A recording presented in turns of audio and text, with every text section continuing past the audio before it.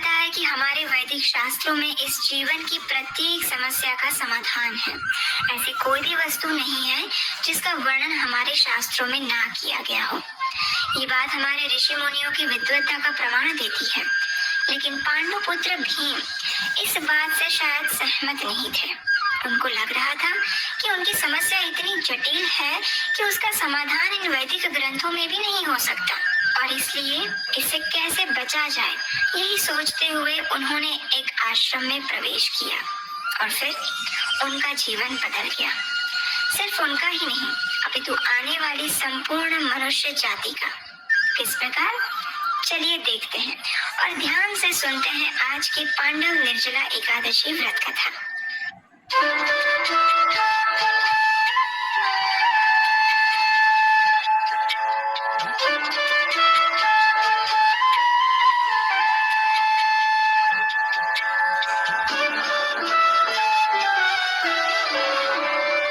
पांडव निर्जला एकादशी यानी वर्ष में आने वाली सभी एकादशियों में से प्रमुख और सबसे अधिक पुण्य फल प्रदान करने वाली एकादशी। इसके विषय में पद्म पुराण हमें प्रमाण देते हुए कहता है, संवत्सरस्य या मध्ये एकादश्यो भवन्ति तासां फलम् अवाप्नोति पुत्रमेनात्र संशयः। इस श्लोक में श्री व्यास देव जी पांडुपुत्र भीम से कहते हैं, हे पुत्र, संपूर्ण संवत्सर यानी वर्ष में जितनी भी एकादशियां आती हैं, उन सबका फल इस एकमात्र निर्जला एकादशी के पालन से प्राप्त हो जाता है और उसमें कोई भी संशय नहीं है। लेकिन श्री व्यास देव ने भीमसेन से ऐसा क्यों कहा? तो चलिए इस कथा के उद्भव मूल को ढूंढते हुए हम चलते हैं द्वापर युग के उस समय में, जहां भगवान श्री कृष्ण की छत्र छाया में सभी पांडव इस पृथ्वी पर विहार कर रहे थे। पांडवों में सबसे बलशाली भीम के मन में आज चिंता की लकीरों ने जन्म लिया था, जो अपनी गदा के एक प्रहार से संपूर्ण धरा को कंपायमान करने की क्षमता रखते थे। ऐसे भीमसेन के मन में आज कंपन हो रहा था। लेकिन क्यों? उसका कारण सिर्फ एक था, और अपने हृदय की इसी बोझ से मुक्ति पाने के लिए वे जाते हैं अपने पितामह श्री वेद व्यास जी के पास। आश्रम में जाकर उन्होंने व्यासदेव को प्रणाम किया, और व्यासदेव भी उनके कांतिहीन मुख को देखकर समझ गए कि आज भीम के मन में कुछ प्रश्न है। उन्होंने प्रेम पूर्वक भीम के सिर पर हाथ फेरा और कहा, आओ पुत्र, क्या बात है? सहस्र हाथियों का बल धारण करने वाले मेरे इस पुत्र के मुख पर आज चिंता की लकीरें कैसे आई है? बताओ, क्या बात है?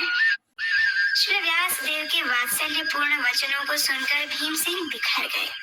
उन्होंने एक बच्चे की भांति लाचार स्वर में व्यास देव से कहा, हे पितामह, मेरे परिवार में माता कुंती, बड़े भाई युधिष्ठिर, अर्जुन, नकुल, सहदेव और यहाँ तक कि द्रौपदी भी मास में आने वाली दोनों एकादशी तिथियों का नियम पूर्वक पालन करते हैं। भ्राता श्री युधिष्ठिर मुझे भी इस व्रत को रखने के लिए कहते हैं। वे कहते हैं कि यदि मुझे अपने आध्यात्मिक जीवन में उन्नति करनी है तो मुझे ये व्रत करना होगा। लेकिन इतना कहकर भीम फिर से कुछ विचार मग्न हो गए। इसलिए व्यास देव जी ने कहा, लेकिन क्या भीम, वे सच ही तो कह रहे हैं। शास्त्रों का भी कथन यही है कि जो व्यक्ति मास में आने वाली शुक्ल तथा कृष्ण दोनों पक्ष की एकादशी का पालन नहीं करता है, वह स्वर्ग के स्थान पर नरक में जाता है। इसलिए प्रत्येक व्यक्ति को उसका पालन करना चाहिए। इसमें संशय कहाँ है? ये सुनकर भीम ने कहा, नहीं नहीं पितामह, नहीं, शास्त्रों के कथन में कोई संशय नहीं है। लेकिन मेरी समस्या यही है कि मैं भूखा नहीं रह सकता। एकादशी में संपूर्ण दिन तो क्या, मैं एक क्षण भी कुछ खाए पिए बिना नहीं रह सकता। आप तो जानते ही हैं, मेरे उदर में वृक नामक अग्नि सदैव प्रज्वलित रहती है, जिसके कारण मुझे दिन में कई बार कितनी अधिक मात्रा में भोजन करना पड़ता है। ऐसी अवस्था में मैं एकादशी व्रत करके भूखे रहने के विषय में तो सोच भी नहीं सकता, और वो भी मास में 2 बार। नहीं नहीं पितामह, ये मेरे लिए संभव नहीं है। हाँ, ज्यादा से ज्यादा मैं वर्ष में 1 दिन उपवास रख सकता हूँ, लेकिन इससे अधिक नहीं हो पाएगा मुझसे। इसलिए कृपया आप मुझे ऐसा कोई व्रत, तप या दान के विषय में बताइए जिसका सिर्फ एक बार पालन करके मुझे वर्ष की सभी एकादशी तिथियों का फल मिल जाए।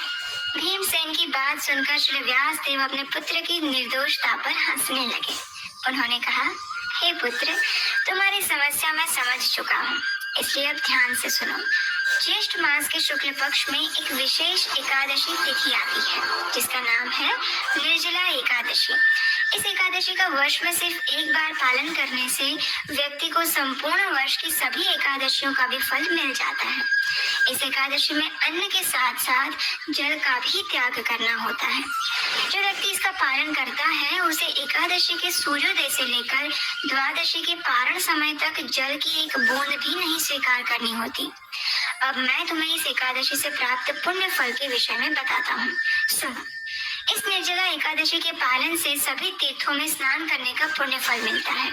जो निष्ठा पूर्वक इस व्रत का पालन करता है, उसे मृत्यु के समय भयभीत यमदूत नहीं, अपितु सुंदर विष्णुदूत वैकुंठ ले जाने के लिए आते हैं। एकादशी का पालन करने के बाद जो व्यक्ति गोदान या गौ सेवा करता है, उसके सारे पाप नष्ट हो जाते हैं, फिर चाहे ये पाप सुमेरु या मंदार पर्वत जितने विशाल ही क्यों न हो। यही इस एकादशी की महानता है। अब मैं तुम्हें इस व्रत का पालन करने की विधि सुनाता हूँ, ध्यान से सुनो। हे भीमसेन, भगवान श्री कृष्ण ने कहा है कि इस एकादशी का पालन करने वाले व्यक्ति को पवित्र जल में स्नान करना चाहिए, सुयोग्य व्यक्ति को दान देना चाहिए और जप माला पर भगवान के पवित्र नामों का जप करना चाहिए। इस दिन अन्य कोई धार्मिक विधि ना भी करे तो चलेगा, लेकिन इन मुख्य 3 नियमों का पालन अवश्य करना चाहिए।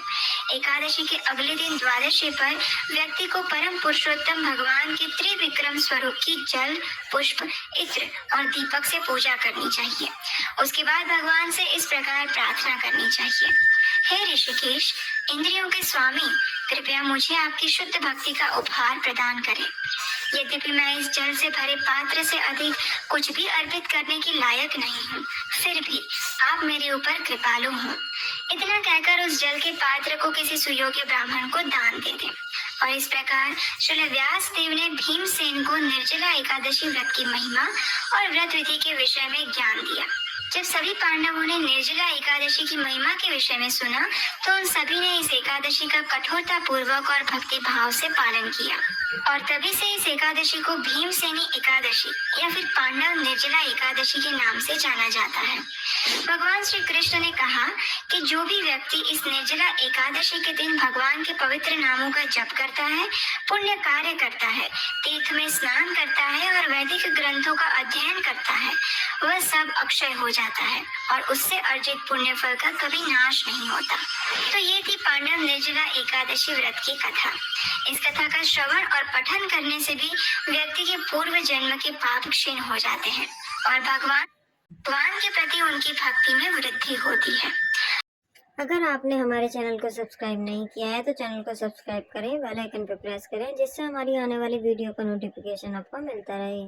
तो मिलते हैं ऐसे ही नई कहानी के साथ नेक्स्ट वीडियो में। आप सभी को राधे राधे।